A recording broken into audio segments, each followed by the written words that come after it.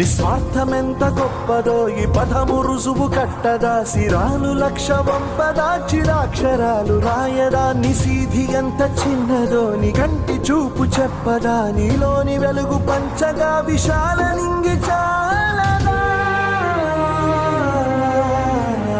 మనుష్యులందు నీ కథ మహర్షిలాగా సాగదా, మనుష్యులందు నీ కథ మహర్షిలాగా సాగదా.